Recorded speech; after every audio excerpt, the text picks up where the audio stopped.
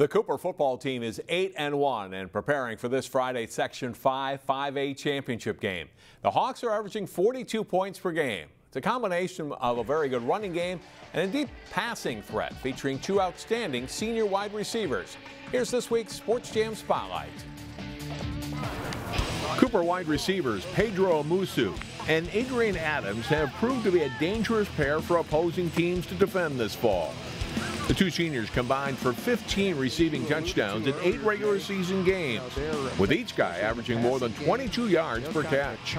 We do a lot of bubble screens, as you guys know. We can also go deep to Adrian and a couple other guys, and I think we're always looking to score when we touch the ball to get a big gain, so I think that's what really makes us special. The race is on and he is gone. I love catching the deep pass because I like how risky it is, and if I get it, I get it. If I don't get it, then So I just like the risky feeling. Amoussou leads the Hawks in receptions. The 3-year starter converted to wide receiver from quarterback after his freshman year.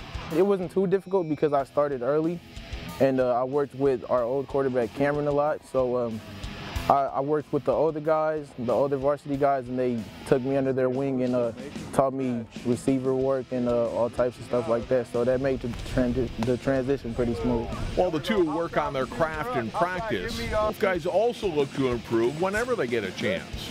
If I'm just sitting around in my house or anything, all I do is go in my backyard and just grab my ladder, just do little ladder drills, or just go to a park if I find a group of people, maybe just have a little 7-on-7 games, just playing football. Pedro and Adrian consider former Hawks standout and current Gophers wide receiver Philip Howard to be a mentor who helped in their development as players.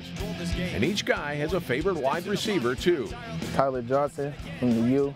I watch him a lot on Saturdays. I think he does he's really elite and does a really good job at what he does, so I like watching him. Every single day I watch Randy Moss. Like, just how fast he is, how long he is, and how just putting the fear on anybody who guards him is just my favorite receiver of all time. And what does each of these players see in the other? He's a good blocker. He's definitely unselfish, blocks really hard, and then he's great to celebrate with. It's fun to celebrate with him, so yeah.